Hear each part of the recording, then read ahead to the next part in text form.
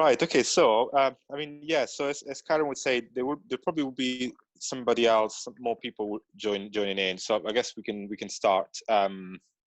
So, Carl, thanks very much for joining us. We're really thrilled, to have you here. Yeah. Uh, Thanks for joining this international group of pickleball friends. So, I think we're giving you sort of like a background how it all started. So.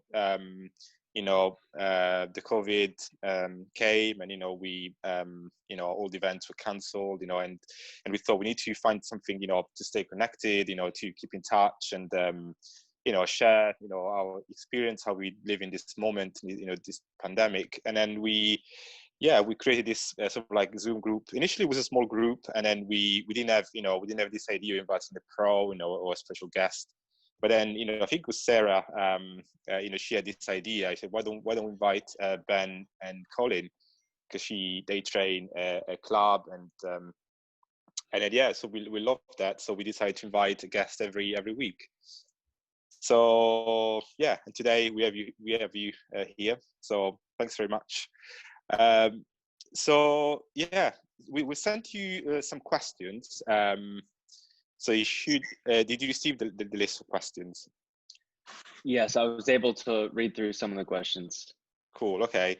So I mean, if anyone has got any questions, I guess you can you can maybe read the question and the answer as well, if you wish. I hope it gives the answer. Yeah, the answer will be great. All right. Well, I remember some of the questions, so I'll try to think of a few of them and answer them, and then if anyone else has questions, then feel free to jump in after that. But first of all, thank you everyone for joining me. I've been to Europe, 3 or 4 times. I usually go about every year, and this was the first year, and I think maybe 3 or 4 years where I haven't been able to go, and so I was really bummed about that. But so I know most of you, at least the ones in Europe, but from the French Open or Spanish Open or the Bainbridge Cup a few years ago. But this year, not making it over to Europe, unfortunately. Hopefully next year if things calm down. But over here in the United States, people are starting to get a little weird again. It's starting to spike back up. So our traveling opportunities are becoming a little limited. But it's nice that we could still get online and hear talk, face to face, and not actually in person, but still get together and chat. And that's really nice thing about technology. But so some of the questions, I think some of the first questions was just how I got into pickleball, things like that, how I got started, how different it was back then. So if you don't mind, I'll go through a little bit of history. So way back in the day, I think I started playing about 2011, 2010, 2011. So almost 10 years ago. And sport looked a lot different back then. There was not a ton of players. The courts even looked different. There were no permanent pickleball courts anywhere. I had never seen a permanent pickleball court. So you see these videos online of these facilities, all these courts, the US Open and things. That didn't exist when I started. I would go and I would play indoors. They would lower the badminton net and we would play on a badminton court. And the dimensions of the court are a little off. I don't think badminton courts and pickleball courts are exactly the same. They're about a few inches off from the kitchen line and the baseline, but basically the same. So we would lower the net and we played with these old wooden paddles and these big soft balls. The brand was called Jugs. Back in the day, it was the only pickleball I knew of. So indoor play, just kind of slapping a ball back at each other. It looked like a lot of fun. My uncle actually is the one who introduced me to it. And so my uncle taught me tennis when I was little, and then decided I was about 15 years old, and he found pickleball and thought I would be good at it, and said, "Hey Kyle, I got this new sport for you. I want you to try it." And I said, "Well, what is it called?" And he says, "Don't worry about it. Just come play." and so I go to the gym that he brings me to, and it was all older people. I was the youngest there, probably by at least 20 years. But it looked like a lot of fun. So I was like, okay, not really my crowd, but the game looks interesting. So I played with him a little bit, and he beat me pretty bad the first game, but it was a lot of fun. And so I said, "Hey, what is this game called? It's a lot of fun." He goes, "Well, it's called pickleball." And I just started laughing. I was like, what do you mean? He said, "It's called pickleball." And I was like, "All right, whatever. That's fun. I really don't care what it's called." And so I said, all right, when are we coming back? He said, well, it's, it's open again next Saturday. You want to come back? I said, sure. So I went back and played with him, and, didn't really take it seriously. It was just kind of something fun to do. I still played a lot of tennis and other things. And so I didn't take it seriously, but, the months went by where I'd go and play maybe once a month, twice a month. And I started getting more into it. So I would look up on YouTube. I was looking up pickleball videos, and I stumbled across some of these tournaments of these pro players, which back in the day, they really weren't called pro players. This was early on. This was like nationals 3 or 4. It's really early on. And I'm watching, and you see these great players like Enrique Ruiz or Timothy Nelson, Billy Jacobson, Chris Miller. Some of you might never heard those names before, but back when I started, they were kind of the best players. And but there were no pickleball courts in my area. So what I started to do was go to these local tennis courts, and I would take chalk and I would chalk lines on the tennis court, and I would try to tighten the net strap and lower the tennis net. And so I'd go and play either with my uncle or a couple friends, tennis friends of mine, and we would just go play just for fun. And sometimes the park ranger would come and kick us out because we were vandalizing the court, chalking the court. And so eventually we were taking tape, like painter's tape, and we would tape the lines, and we'd have to tape it and then remove it every time we played.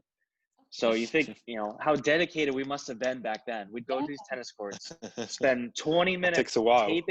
taping lines, lowering the net, play pickleball, and then you'd get kicked out and if the park ranger came by and saw what you were doing. So it was a little frustrating for a while, but to this day, those exact courts that I would get kicked off are now 12 dedicated pickleball courts. So just to see how far the sport's come, where I used to be I would get kicked out of the park, and now all that park is pickleball. So that's really exciting to see. But so my uncle. But it also makes us feel better, Kyle, because that's about where we are right now. Having to chalk lines outside, using badminton inside. But actually, it's quite refreshing to hear that when you joined, it was a similar state, because we know how far the US has come, right? We've come a long way, and that's one of my favorite things about going over to Europe. I've been to France a few times. I've even been to London, Amsterdam, Madrid.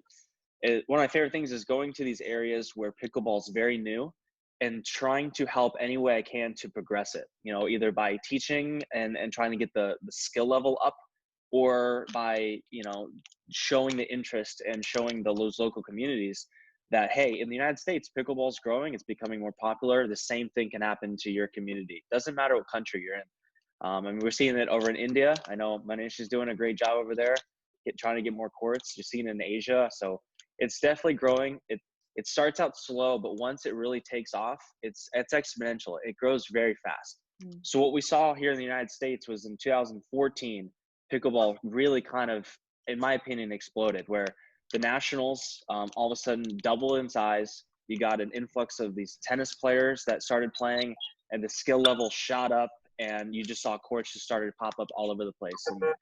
And I know now next year, I hear that the Professional Pickleball Association, a lot of their tournaments and matches will be streamed on ESPN. So that's exciting. So it's definitely growing here. The same thing can happen overseas by you guys. You just got to be patient and stick with it. Yeah. So, if you guys have any questions for me, feel free to throw them out there. You said you've got 12 courts where you were having to chalk them. Where is that? So it's in Fort Myers, Florida, and that's a public facility that anybody can go in and play at for free. It's open all day, sunrise, sunset, free. 12 courts out there, anybody can come use. I also play at the Fort Myers, which is a city I live in, Fort Myers Racket Club, where we have 6 dedicated pickleball courts in addition to the 7 tennis courts.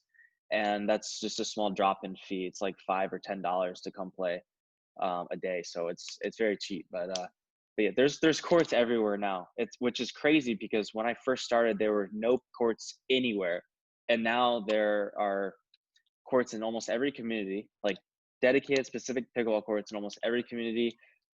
There's 3 public facilities near me, a couple down in Naples.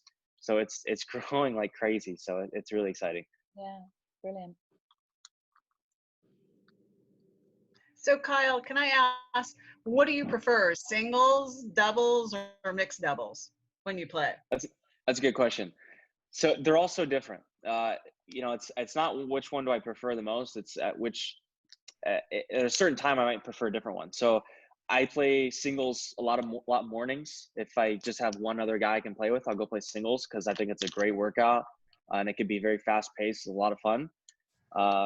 I know singles it's very tiring. At least the way I play it, I get exhausted pretty quick. So I like doubles, men's doubles, in a sense where I don't have to cover as much court. It's a lot. And to me, doubles at the pro level is going to be a lot easier than singles, just because singles is so much more running. Mixed doubles can be strange because a lot of times I have a lot of fun playing mixed doubles, and then other times I don't have any fun at all. By that I mean some matches I get a lot of balls and I'm taking a lot of the court and being aggressive, and then other matches I feel like I'm just watching my partner hit 40 balls in a row, and that's not fun. So, you know, I like the blend. I like the fact that you can go to a tournament and over the course of, you know, 3 or 4 days, you play 3 different events because each event is so unique in itself. So I would say my favorite event is historically been men's doubles. That's what I've spent the most time on trying to get better at. But I definitely appreciate the skill sets needed for singles and mixed doubles as well. You know, you just said about sometimes you don't see a ball. What do you think is driving that? Is it the opposition, or is it a perceived weakness in your partner? So are you choosing the wrong partners? What's going on there? I don't know, Karen. Am I that scary looking? People just don't want to hit me the ball sometimes. There's a lot of reasons. Either you're trying to pick on the weaker player, but that's not always the case. Sometimes, yeah, you might see one weakness, or there just might be your strategy. I do know that, and you guys probably know as well, thinking cross court is usually more effective than thinking straight ahead. So a lot of times, if the person in front of me is hitting the ball, naturally they're going to hit it cross court. Yeah. And then my partner is naturally going to go back cross court. So they get stuck in these cross court rallies. And so that to me isn't that they're trying to avoid me. That's just the smart play going cross court anyways. Yeah. So there are ways to get out of that. And then you'll see pro players finding ways to avoid that. But that's usually what it is. It's not always just we're trying to pick on one person. That's just how the game flows. You end up playing cross court mostly. Okay. Makes sense. Hi, Kyle. It's Dave Wood here. Hi there. Hi, Dave.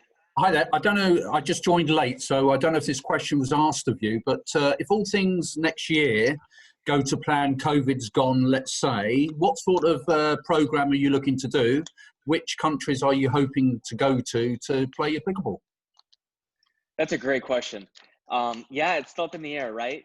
So I usually go to Europe every year. This is, like I said, this is probably one of the first years since 2015 or 16 since 2016, I haven't been to Europe. Right now, even the tournaments this year are up in the air. I know the Nationals just got canceled for November, which everyone's pretty disappointed about, but, you know, safety first. So we do have some tournaments still scheduled. So I've got 2 tournaments, or I've got a tournament end of this month out in Colorado, and then hopefully another 1 or 2 in California and Utah. So all over. And I know a lot of players are uneasy traveling right now. I mean, for example, my mixed doubles partners, the Waters, Lee and Annalie Waters, if y'all are familiar with, they're very close with Annalie's grandmother. So it's a risk they're not really willing to take, and which is totally understandable. So a lot of players are uneasy traveling. We're hoping that we can get this whole pandemic under control and hopefully come up with a vaccine or something where we feel more comfortable traveling. So right now, I know the Pro Pickleball Association is still planning on having their entire year of tour events, and that's kind of what we're hoping for. The APP tour is still planning on happening. As far as traveling to other countries, if COVID's completely gone and there are no issues, you know, that's one of my favorite things to do is travel. So I would love to come back to Europe. I'm a little bit partial to the south of France. I've been there the most, but if any of you other, you know, areas want to host me, I'm always looking to find new places. I haven't been to Asia yet. That's kind of on my bucket list, so I'm looking over there. But like I said, I've got affinity for Europe. I know most of you people already. I've met most of those players. So definitely try to get back over there soon. So I miss a lot of you guys. It's always a fun trip. So we're just hoping. I wonder what Leo is. Excuse me? Sorry, Carl. I would say I wonder what Leo is thinking about that. Now you said that your favorite South France. Good from Spain. Leah. Oh, I love Leo though. Spain's beautiful too. But I've spent the most time in France. You know, down there. If you guys are familiar with Surreal and all them, and a lot of good people all over Europe. Yeah. But so I hope to get over there next year. But I mean, I love going other places too. I mean, I go to Costa Rica often, and I'm not allowed there right now. And I mean, just traveling around the United States is tough right now. I know we've got, like I said, tournaments coming up soon, and a lot of players are not sure about it. So hopefully it blows over, and I can come over and maybe Bainbridge Cup next year. Well, we're not going to do it until 2022, so. Kyle, just saying, you've been to Madrid and France enough. Come to Finland. Finland. Well, I do know that Brian Ashworth, the Beard, visited Finland a few years ago, and he had nothing but amazing things to say about it. He had a great time. So that would definitely be a great trip. Yeah, you're so welcome. So Kyle, I just need to bring a jumper. So Kyle, I've got a question from my husband who is listening but just doesn't want to sit, you know, in front of the video. He wants to know what the earliest footage is of you playing on YouTube. He wants to see what you were like then. You know what? I actually have a great video for you then. Probably the first footage you're going to find of me, I think Jennifer LaCour posted it. It was singles from the SoCal Classic in 2014. And I ended up winning the singles that year. And that was probably I think that was my first pro pickleball tournament ever. But then later that year, I played at the Nationals for the first time. So if you find the 2014 USAPA Nationals men's doubles 19 and up gold medal match, it's Robert Elliott, who founded Engage Pickleball, Robert Elliott and I against Wesley Gabrielson and Enrique Ruiz, who were the national champions that year. I've seen them. We played them, and that was a really good match. So I think those are my first like tournament matches on YouTube, and it's funny to see me back then. I actually watched that match not that long ago, just you know, for this nostalgic purposes, just watching, and it was so funny to see how much my game has changed. But then all the little things that I do the same. It's just really bizarre because that was 6 years ago. I was 19 years old and had a lot of energy and didn't really know what I was doing. I was just trying my hardest just to compete and hang with these guys who, you know, had been playing for years, you know, longer than me. So, but now I feel like I'm the veteran. I feel like I've been playing longer than most people. But back then I was really just trying to prove myself. Yeah. So, but yeah, so that would be a good match. So 2014 USAPA Nationals men's doubles 19 plus final. Thank you. Cool. Yeah, that might be a good one. That's a fun one. I had a question, Kyle. So do you have a coach or a mentor that sort of like, you know, gives you some advice, you know, how to improve, how to get better in what you do? You know that you need to get a lot better because you're already, you know, very good. But, you know, do you have somebody that mentors you or coaches you that you have, you know, somebody? You know, no matter how good you ever get, you could always get better. So I never feel like I've reached my peak. I'm always trying to get better. But I have a lot of mentors, a lot of people that have helped me. I don't have like a specific person right now that I would call my coach. But that doesn't mean I haven't taken advice from hundreds of people throughout my life and career. So, I mean, I've gotten tons of great just life advice from people. I mean, because I started out fairly young, didn't really know what I was getting myself into. And so I got a lot of great life advice from people that I respect. But as far as playing wise and pickleball, I'm one of those people that I watch and I analyze a lot. So when I'm playing against people or I see other people playing, I try to notice everything that they're doing well and try to emulate that. And so I did that a lot early on. I still do that to this day because pickleball's still evolving. I'm still changing my shots to try to keep up with the evolution of the sport. And so when I see someone else do something that's new or unique, I try to figure out how they're doing it and why, and try to see if I could incorporate that to my game. But there's plenty of people that have helped me. I remember back when I first started, Brian Staub was national champion in 2013. He's from Florida also. And I remember he had such a great backhand cross-court dink.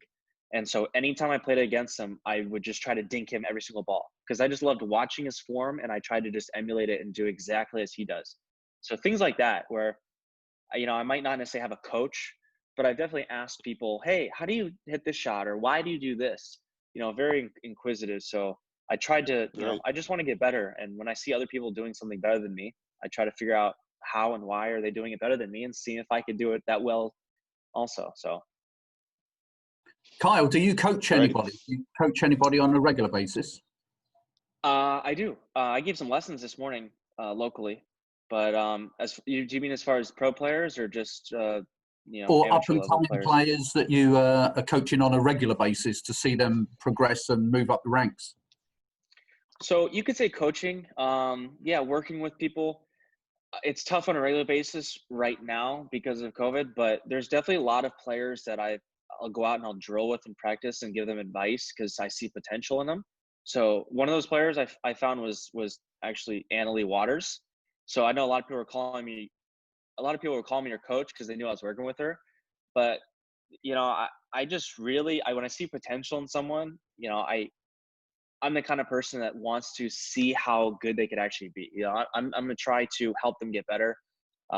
So when I saw this little girl with so much potential and could hit the ball so well, but maybe just needs a couple advice, strategy tips here and there, a couple little things. So I'll work with some people that way.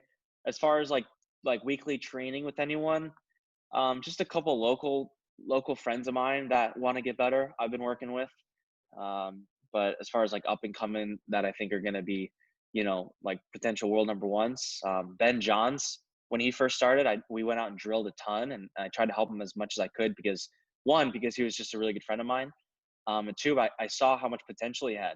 I said, hey, if this kid just had a little bit of help here and there, his natural talent and work ethic will put him over the top. So I probably taught him a little too well, and but he. He was a smart guy. He was going to figure it out on his own eventually, but anything I can do to speed up that process. So yeah, just helping people around me get better, because all we're really trying to do is just increase the level of the sport. And if I'm not necessarily the one propelling that, so be it. But it's nice to help out when I can. Actually, sorry. Can I ask a question? You do. Of course. Yeah. Hi. I'm just interested to know if there's a national project to encourage young people playing pickleball in the USA through the governing body. I know at one point you were involved with the USAPA juniors, and you did help me with a project back 3 or 4 years ago with a school, and thanks for that. And that went particularly well. I've always been grateful, but I obviously wondered what the position is nationally now in the USA to see if there's anything coordinated across the country to bring more youngsters into the game. I don't know if it's a nationally coordinated, but it's definitely happening. So the USAPA is starting to put more funding into helping out schools getting equipment. So that's nice. I know most of the pros and most of the paddle companies do a really good job at donating equipment to schools. I even had the pleasure of going to my old school and teaching pickleball there. So you see it all over the country. It's definitely happening. A lot more PE classes are introducing pickleball. The USAPA does a good job of getting kids together and allowing them to participate in events and tournaments and things like that. So it's definitely picking up, because that's kind of one of our goals is investing in the youth, investing in kids, because not only is it just a great sport for kids and families, but the sport, in order for it to grow, you need kids playing. If it's just adults playing, then it's only got such a long lifespan. But getting the whole families involved, I think is the angle we want to look for. But yeah, actually helping out with the junior program, getting the kids together at like the national tournament, where kids usually don't have the finances to just travel around and play in all these tournaments. But at like the nationals, where if they just go to one tournament that year, just go to the nationals, meet all these other kids from all over the country and talk and hang out and just show them that they're not alone. I know when I first started, I was the only person my age playing pickleball, but for these kids to know that, hey, there's hundreds or thousands of other kids that also love pickleball, I think that really helps. Great. Thank you very much. Yeah, I was going to just add that the juniors program is really starting up. They're putting a lot of resources toward getting, like middle schoolers, in the States, that would be 6th through 8th grade or 9th grade, to be playing. So that is something that's going on here in the States, Elaine. And you can probably see more stuff on the USAPA website if you look under the juniors program. Okay, thanks. Thank you. My happiest memory actually from France, Kyle, was watching you play with the young kids there. Every time you had some spare time, I saw you going off to play with them on a court, and I just thought that was wonderful. I really did. Oh, thank you. Well, they're a lot of fun, and they were good. Yeah, they were really good. Yeah. Kyle, I have a question about tournament formats. When you first started playing, you always played from beginning to end in a day. So, if you had a big draw, you might play 10 matches. And now I think it's partly television, other things that are going on. But what do you think about the format where you play either the finals or the last 2 matches the next day or even a couple days later? What do you think of those? The sport of pickleball, to me, is still in its infancy. I think there's going to be a lot of changes in the future. Hopefully, nothing that drastically changes how the game is played.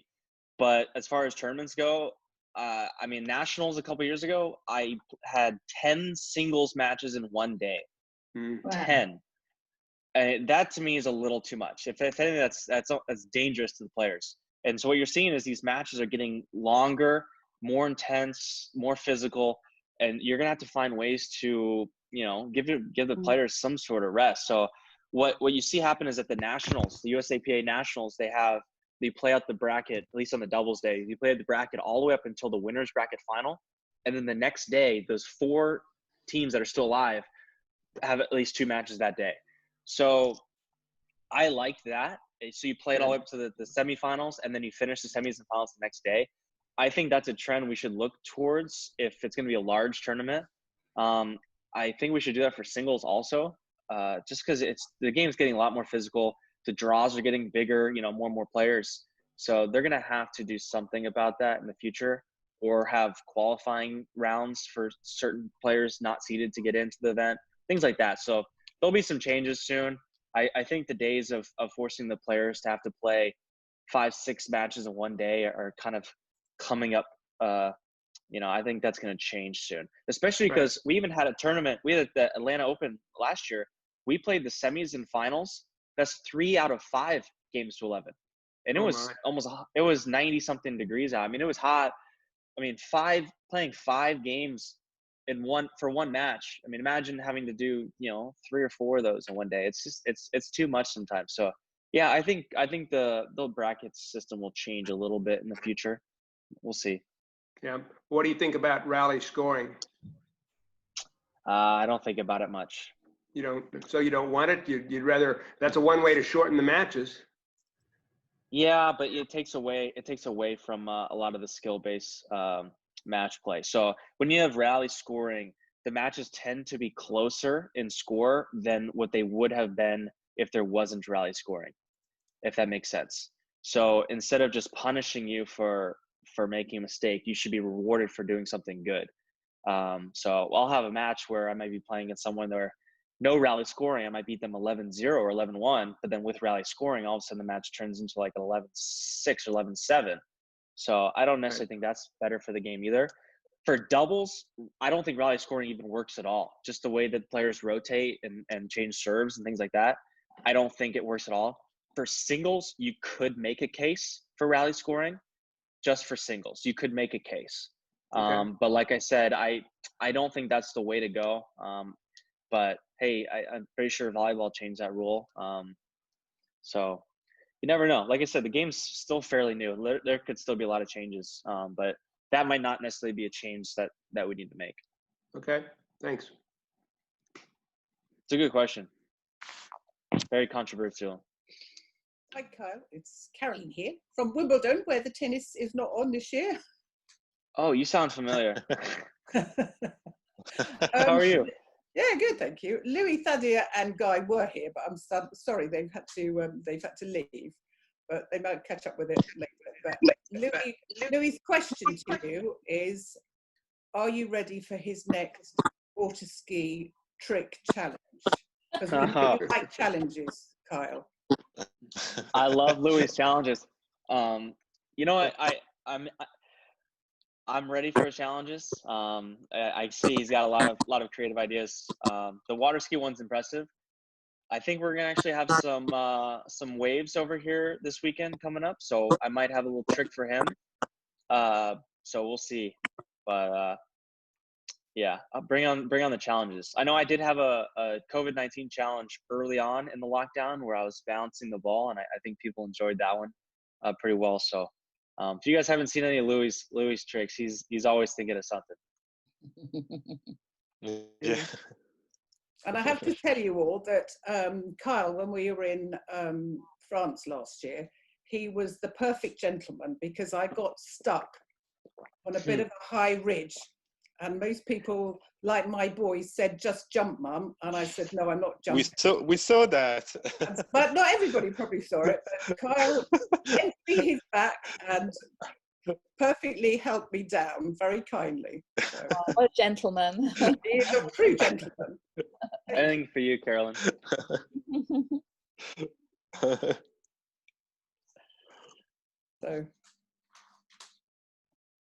So well, I hope you guys are doing well. So one of the questions that we sent over to you was, could you talk us through your top favorite training drills and have they changed over the years? My favorite drills. You know, that's a great question because I don't think they really have changed at all. But the way I execute them has, if that makes sense. So the drills themselves are the same, but the way I hit the shots are different now. Excuse you. So what I mean by that is when I go practice, I still focus on what I think is the most important parts of the game. So I just dinking and third shot drops. So my favorite drills when I first started was just trying to drop everything in the kitchen. So I'd have one person at the kitchen line up at the net and I'd be back. And what they would do is they would just keep the ball deep and I would just run side to side or whatever and just try to drop every ball in the kitchen. Just try to drop every ball in the kitchen. Just getting in the habit of being able to reset the ball anywhere on the court. So that still hasn't changed. I think that's the skill that you still need. You still need to be able to drop the ball in the kitchen from anywhere at any time. And then my other drill was just a lot of cross court dinking, just backhand to backhand or forehand, just cross court dinking all day long and getting comfortable with that pattern. But obviously my game's changed a lot. Pickleball's changed a lot. The shots that I used to hit a lot more defensively, I'm trying to be a little more offensive with. So putting more spin, more speed on all those shots. So always trying to get a little bit better. But as far as the fundamentals and the drills that I do, I don't think the game has changed really very much. If you really break it down, I mean, people still, at the end of the day, you still have to get up to the net, primarily by hitting a drop shot. You come in and then you have to out-dink the other team until they leave it high enough for you to reach in and to attack it. So the game itself hasn't changed at all. It's just the way people are able to execute shots has changed a little. So the same drills, I think, still apply. Great. Thank you.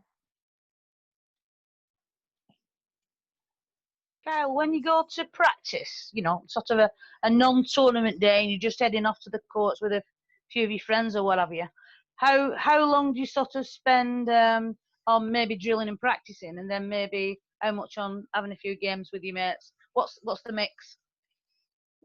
That's a good question. So I know one of the issues y'all have over there in Europe, around the world, is you don't necessarily have a ton of courts. So It's hard for you to go someplace and just drill when you have other people that want to play. So you might have limited time to drill. Over here, we have that luxury where we have extra courts, we have the time to drill. Where I'm at, I live in Florida, and so right now it's extremely hot out.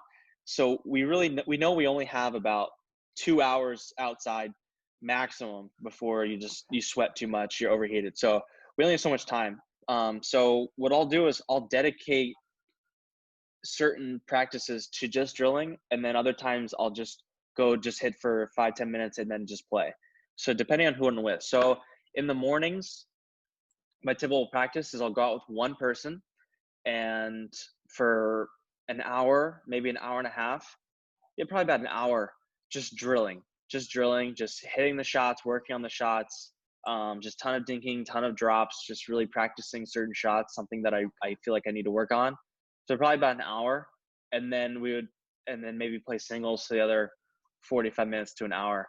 And then in the evening or afternoon, I would go out with another group of players, maybe play some doubles, and we'll just drill for maybe 20-30 minutes and then start playing pickup games. But I know in the past I would go out and I would drill for well over an hour and a half, just drill.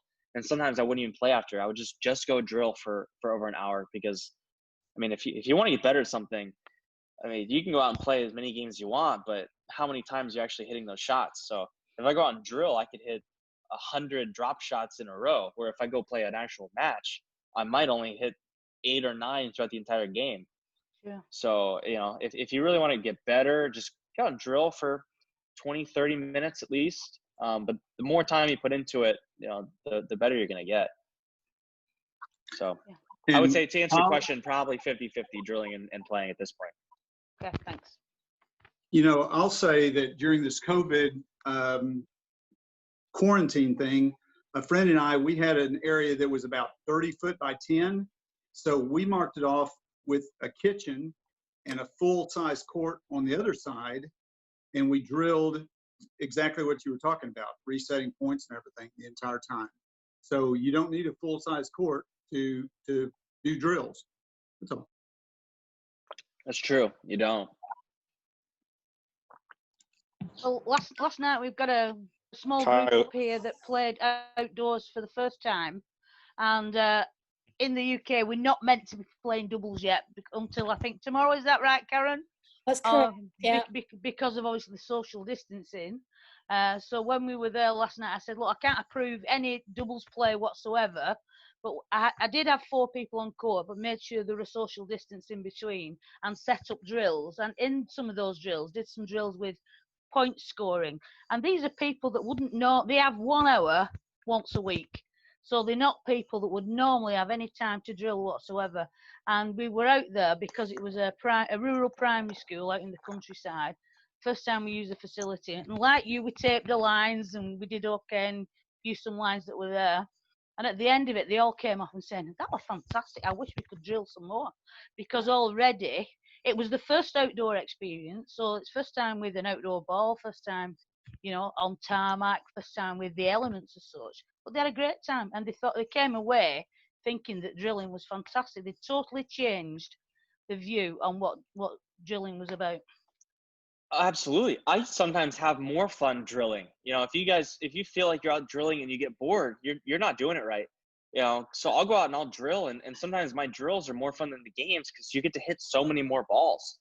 Just hitting one-on-one with somebody, just hitting over and over and over again, working on things. To me, sometimes that's more fun than go out and playing and watching your partner hit half the shots, and then some balls will go in the net, and then you pick it up and you walk back to the baseline and you serve and reset the point all over.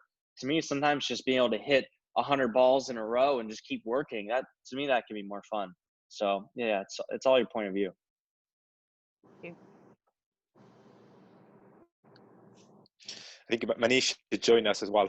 Kyle, you might want to say hello to him before he goes to bed. Yeah, Manish, I just talked to you. I just talked to you a week or 2 ago. Absolutely, Kyle. It was fantastic. And today we had Ben, so we were talking about you and Ben also. Yeah. Oh yeah.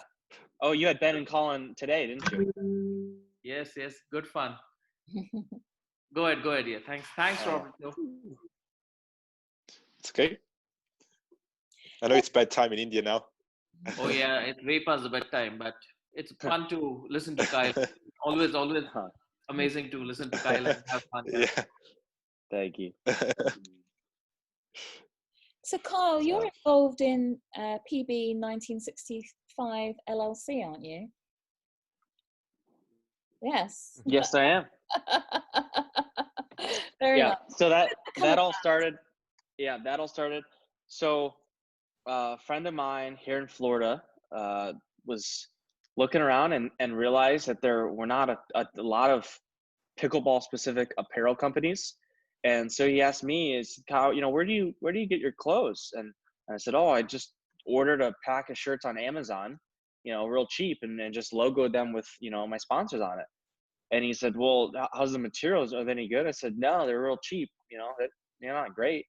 And so he had some connections, and his name is Randy Sussman, and he had some connections to some high profile, apparel distributors and whatnot, and said, hey, if I can make some really nice clothes, that you like, would you be open to wearing them?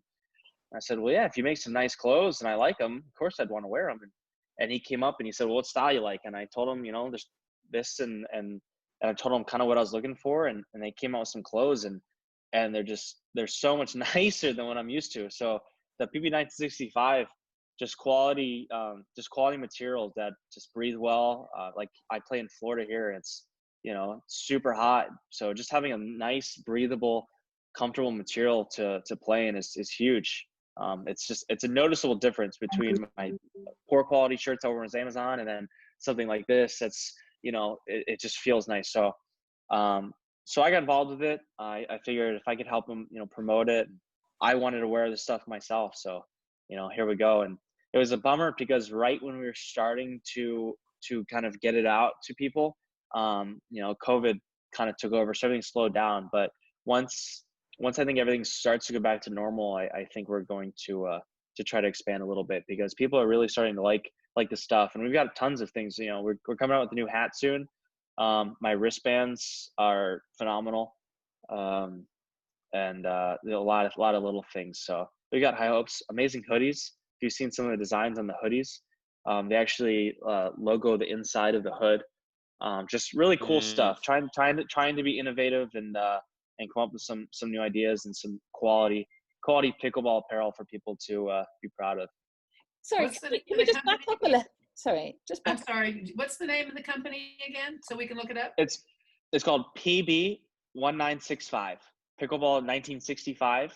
1965 was the year pickleball was invented. So trying to pay homage to the founders of the game. So pb965.com, and you'll see a lot of our stuff. And like I said, we're a little slow with some things, but when COVID kind of calms down a little bit, we'll be back in action. But sorry, did you say that you bought your shirts on Amazon before that and put your sponsor's name on? I thought the sponsors provided you with the shirts. They provide you with the basic shirts, but I like unique stuff, so I went and bought my own shirts. All right, okay. I don't like to fit in. You want to be different.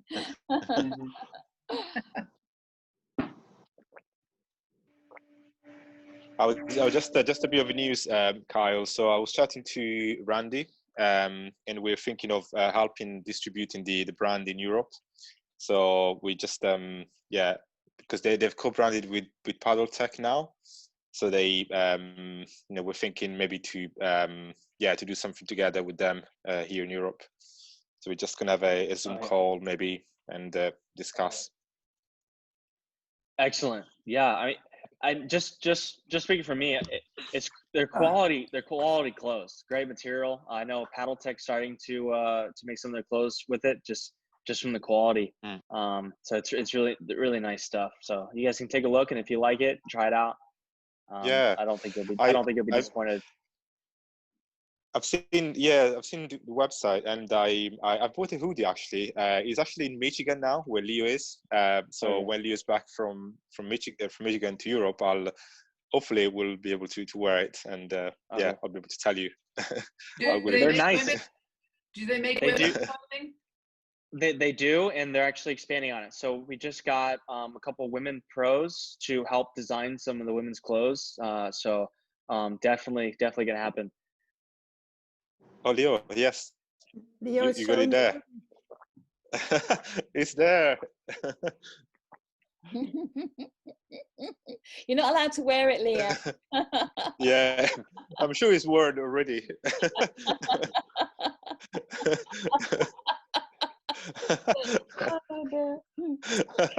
So how do you choose your partners, Kyle? For tournaments, you find someone you want to play with and you just send them a message, said, hey, do you have a partner for, Chicago Open next year? You want to play with me? That's very casual. It's very casual. I know in the past, I had to play with, just random people. I remember I went to one tournament, one of my first tournaments, and I just registered needing a partner, and I didn't know anybody, and they just gave me random partners. But nowadays, I have people lined up so far in advance. I think we pick our partners so far in advance. I mean, I think a lot of players have partners all through 2021 already. So you just ask. I mean, there's plenty of people I want to play with. I want to play with Ben Johns. I want to play with Matt Wright. I want to play with, Tyson McGuffin. I want to play with a lot of people. But you ask them and for a tournament, and they might already have a partner. So you go ask somebody else. You ask somebody else until someone says yes. I've been blessed with a lot of great partners over the years. But you don't always get your first pick. But no matter who you play with, it's still gonna be fun. But yeah, it's super casual. You really just ask them if you want to play. So Kyle, I would guess that your emails are going to my spam folder. Would that be the situation there?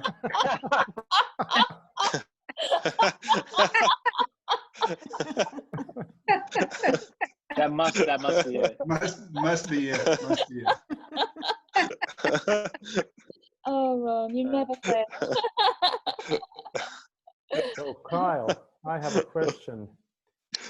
Could you tell us a little bit about how you got involved with Paddletech in the first place, and how you chose your paddle to be the Bantam and haven't changed ever since? It's a beautiful question. I think it's a great story, because back when I was playing 2012, 2013, I was using a different paddle. I was using a very cheap paddle that I would buy at Sports Authority or I'd buy it online. And every, I would say 2 to 3 months, I would break it. It's just poor quality. Just the materials way back then were so different from what they are now. They were made out of, cheaper material, more of like a cardboard and graphite. And they just didn't last very long. And so in 2000, let's say, I think it was maybe summer of 2014. Because I actually played my first pro tournament with that old paddle, and I came back and it was just beat up. And I told my mom, I said, hey mom, I played great. I could hang with these guys, but I need a new paddle. This one's breaking. And I remember my mom was like, Kyle, I can't keep buying you new paddles every 2 months. Like, she's like, I'm not just going to keep buying you pickleball paddles. And I was kind of disappointed. And then she ended up, not even maybe a week later, she shows up and just to show you how loving and supportive my mom is, she bought me a new pickleball paddle, but it was a Paddletech Bantam EXL. And she said, this paddle has a 5-year, it's a 5-year guarantee, like warranty. So if I break it or it has dead spots, it's supposed to last me 5 years. And she said, hey, use this paddle, and if it breaks, then we'll just get a replacement. So she gave me a paddle, and when I started hitting with it, it felt amazing. It was so much better than the paddle I was using, because it was a totally different material, it's different core, and it felt so nice. And so I fell in love with it immediately. Played with it the rest of the year, played great with it, went to nationals, played great with the nationals. And at nationals, I remember I was playing in a match and I ended up losing the match. And I was disappointed. I went off and, I think I ended up getting third. I got bronze. And I remember I was, disappointed. I was waiting for my medal presentation. And this guy comes up to me and says, hey, I really love your game. I love your paddle. Do you like it? And I said, my paddle? Yeah, I love it. It's a great paddle. And he said, well, you want a few more of those? And I was like, well, of course. Yeah, I'll take some free paddles. Sure. And so he handed me a couple free paddles, and he says, hi, nice to meet you. My name's Curtis Smith. I work with Paddletech. If you guys don't know, that's the owner of Paddletech. And he just said, yeah, I love your game. We'd really like to have you, play with our paddle more. And it just kind of evolved. So the next year, I didn't really have a contract or anything. they'd send me some paddles here and there just to kind of support me. And, you know, I told him at some point, I said, hey, I can't afford to keep going to all these tournaments. You know, I got school, I have other things. And he said, you know what, don't worry about that. We'll cover your expenses. And there we are. And so they just, one, they made a great paddle that I fell in love with without even meeting them. And then two, they were willing to support me from day one, way back. I think that was before players were even sponsored, really. So yeah, and they've been so great for me ever since then. Kyle, can you tell me what the weight of your paddle is? And I mean, do you add weight? A lot of the players do play with heavier paddles, and a little bit more about your paddle. Well, I'm a big, strong guy, so I like a paddle that's about 8.8 ounces. I used to play with a paddle that was about 8 ounces, 8.2, and over the years, I've actually put lead tape around my paddle to weight it up to 8.8. Wow. Just a bit stronger, a little more solid. Some of these guys that play against hit the ball really hard, so you need a paddle with a little more mass to block some of those shots. So 8.8 is what I'm playing with right now. Thanks. So you actually add lead to around the top of the paddle, just all around it. Yep. Okay. And you say you like the balance then, if you add it all around. I add it all the way around, and yeah, so it stays balanced. I don't want to change the weight distribution of it too much. I don't want to put it all at the top so it's super top heavy. I just want the paddle itself to have a larger mass. So I just put a strip all the way around the whole thing. And that's legal? Yes. It's absolutely legal. I figured it must I'm not be altering the famous. face at all. I'm not altering the face at all or anything else. All I'm doing is just sticking some heavy material around the outside. I see. Interesting.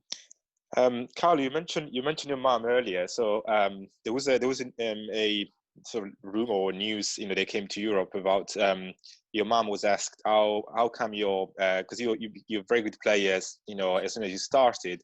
So I think your mom was asked how come your son is so good at this game, and yeah, her answer was that he's a very good player at chess. Is that true? And can you tell us a bit more about that? Well, your mom is always going to be your biggest fan, so she'll only have nice things to say about me.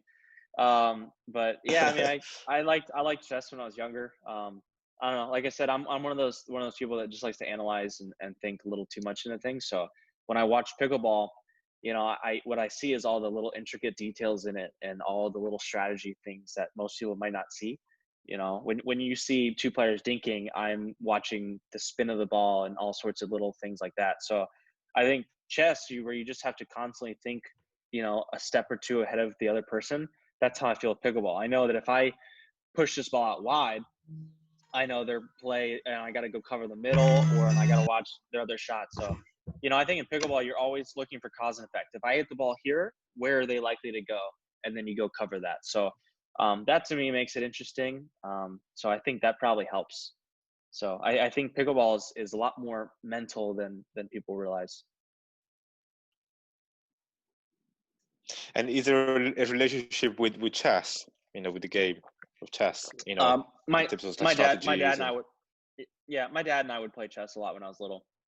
So I really enjoyed it. And like I said, you're constantly trying to make moves and try to predict your opponent's moves. And I think the same is for pickleball. I'm constantly trying to predict my opponent's shots and try to be ready for them and try to set them up. So where they think they have me in a point, and then all of a sudden I'm ready for their shot and they think, oh, I had you. Well, no, you did exactly what I thought you were going to do. So things like that. Brilliant. Interesting. What has been your most satisfying win to date? That's a good question. So my most satisfying, there's a few for different reasons. I think my most satisfying isn't necessarily any of the really big ones, but I actually played the US Open with my sister a few years ago, not in the pro division, but the age bracket division. And she's fairly new to pickleball, but she's a good athlete. And we ended up winning gold in the mixed doubles. And that was the first time I think in my life I'd ever competed in a sport with my sister, because she's a few years older than me. So being able to play with my sister, you know, at the U.S. Open, which is basically had been the biggest stage in pickleball, and my family was there watching.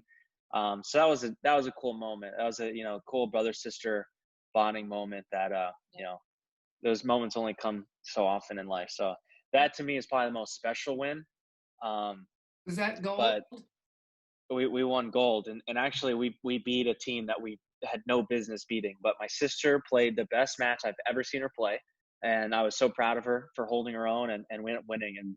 And my mom was right there courtside in tears, and so I think it really meant a lot to them.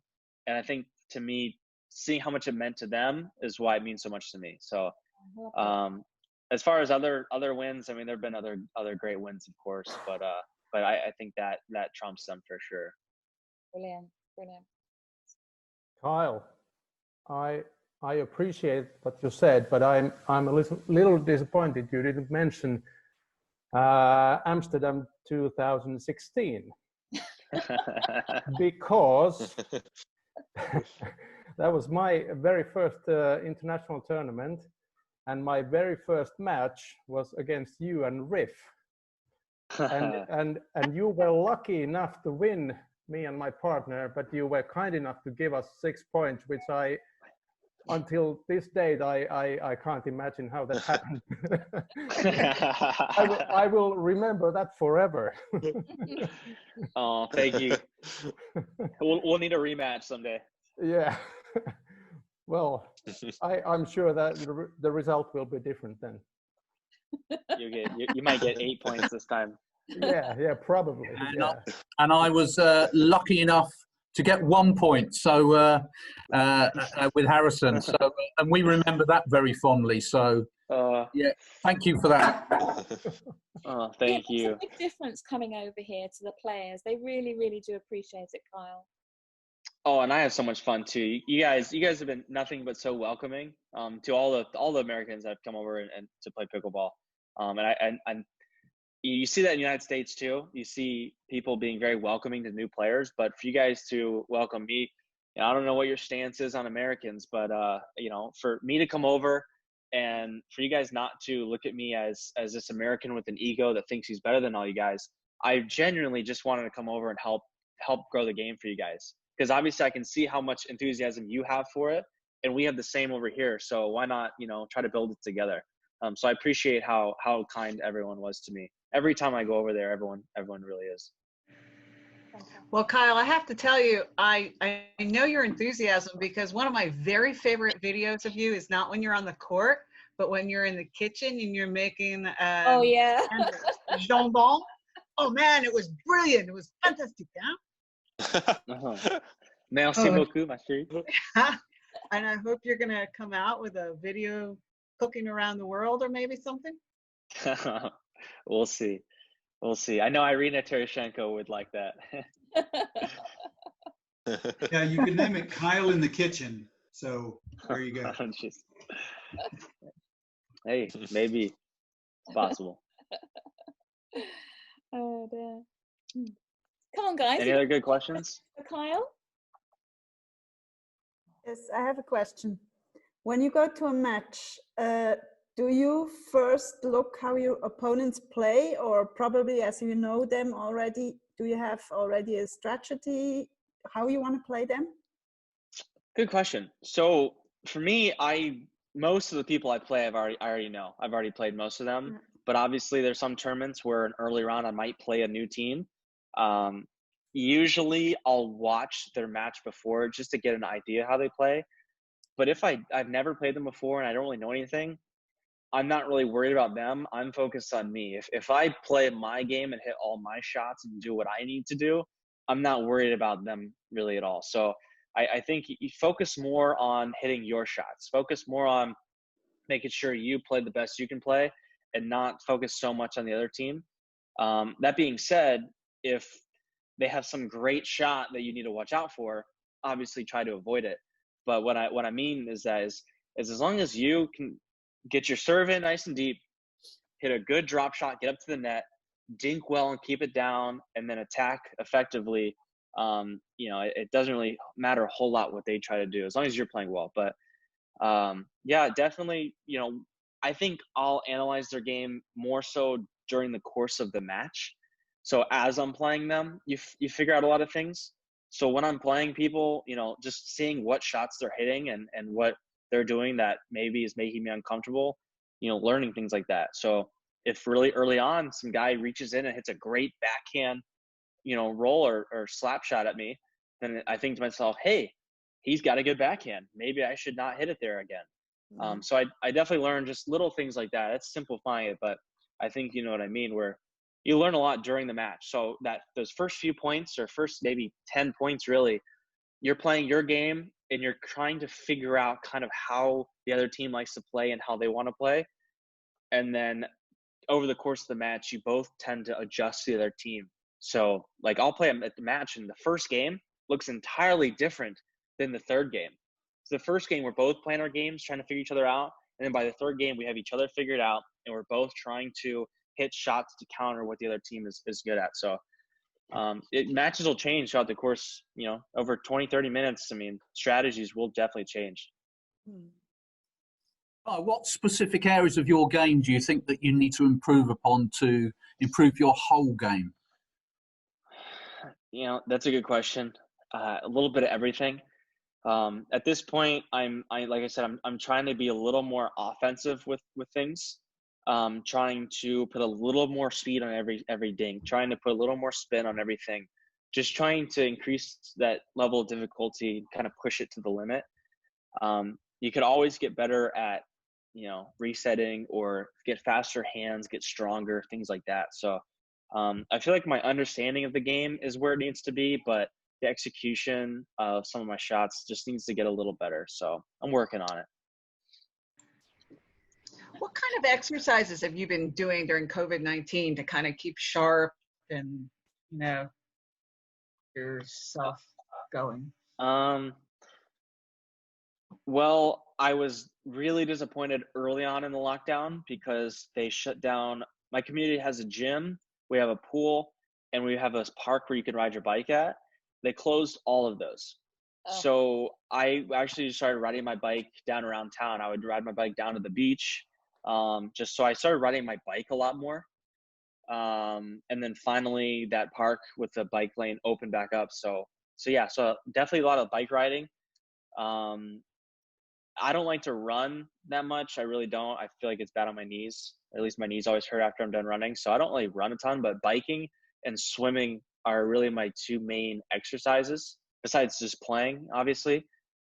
So I swim a lot. I like to turn my workouts into fun activities. So I don't like just going to the gym and just working out for an hour straight and, just getting a pump or just going for a run or going for a bike ride just to get exercise. So what I'll do is I like to surf.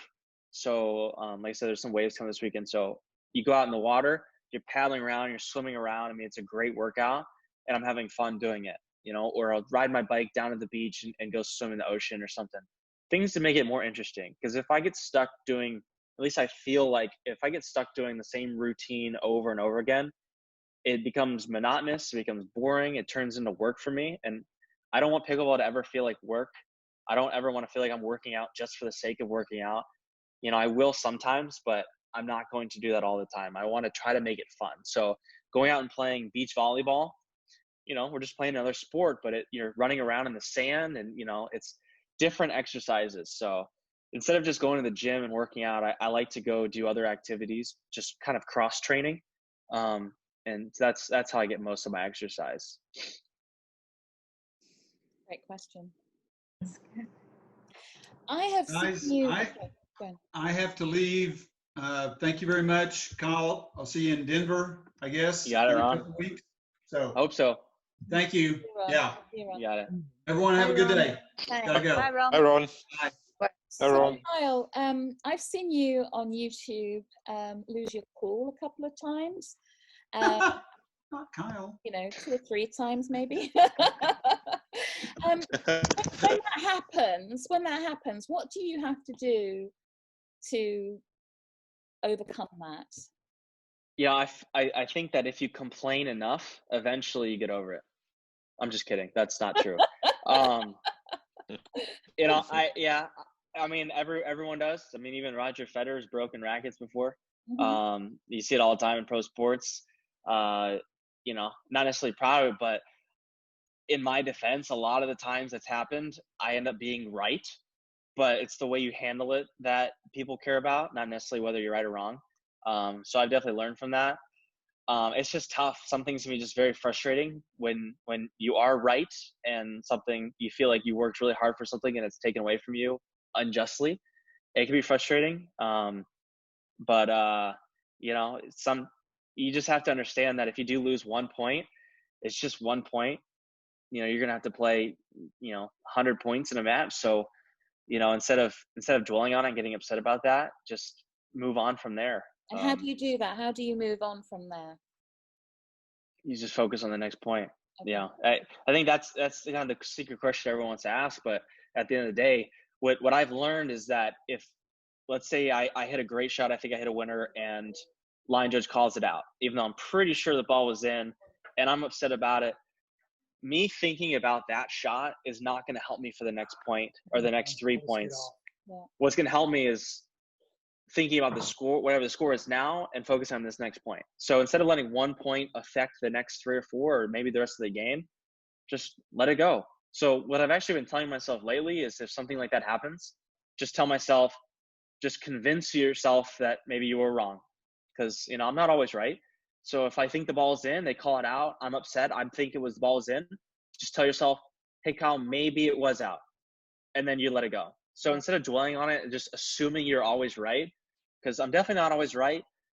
I am right often when these things have happened. I've gone back and watched the videos, and I'm pretty sure I was. But at the same time, there's, like I said, there's no point in remembering it. So what I'll tell myself is I'll convince myself, like, hey, maybe you didn't see it clearly.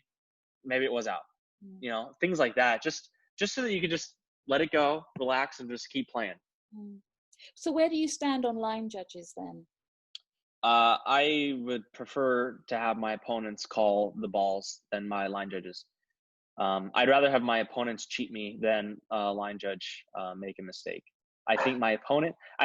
Honestly, my true feeling is I feel like my opponents see the balls better than the line judges do anyways. And I don't know a single pro player on tour right now that would purposely cheat another player on the tour. Okay. So I don't think there's issues about cheating. I think there's issues about people not being accustomed to seeing balls moving that fast. I think there's people that might not be accustomed to tracking the ball and seeing how it reacts. I think I trust the pro players who do this every single day for a living. I trust their judgment more than a possibly untrained line judge that might not be paying attention at that specific moment. Say that your opponents are 100% focused on the ball like you are, right? So exactly, the line judge might not be. So exactly. So that's where I stand. I think you see a lot more mistakes made by line judges than actual players, and I could be wrong, but at the same time, like I said, I trust my opponent's judgment more than a possibly untrained line judge that may or may not be paying 100% attention at that moment in time. That makes sense. Kyle, so, on the pro tour at the moment, who would you say is your greatest rival? Who do you like to get one over on? Who do you like to beat? Oh, there's so many good ones. Apart from everybody. You know, you're always gonna be rivals with the other best players. So I mean, over the last maybe 4 years, you'd have myself, Ben Johns, Tyson McGuffin, you know, players like that at the kind of the top spot. Yeah. So I mean, beating Ben Johns is always nice. It doesn't happen very often. So that would be a fun win. I've played Tyson so many times, so beating him is always fun. I'm sure he says the same thing when he beats me. I'm sure he has fun doing that as well. But like all the guys, I mean, I like all the guys. I don't think I can name one person in the pro tour that I don't like. So, you know, it's not that I have this great satisfaction beating everybody. You know, I enjoy beating them, but even like good friends, like Matt Wright's a really good friend of mine. Ben John's obviously like brother to me. So beating them is always fun, kind of. But there's no one that I'm like, oh, I gotta beat this guy. Like, no one really like that.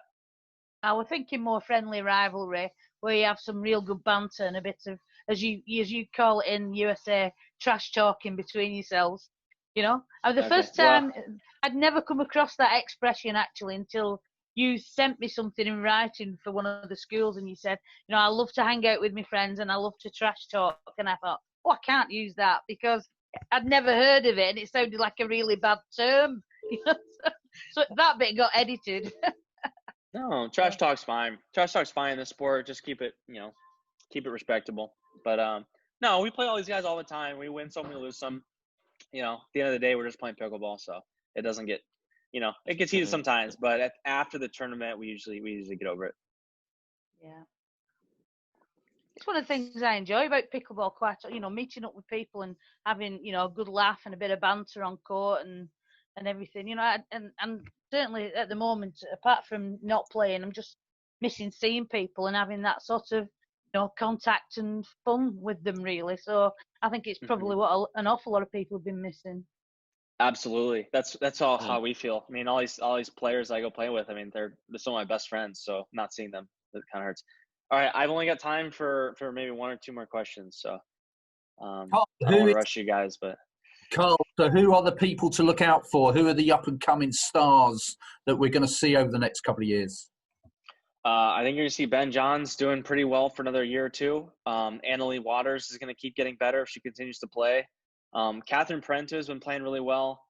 Some of the guys, you know, there's a young guy here in Florida.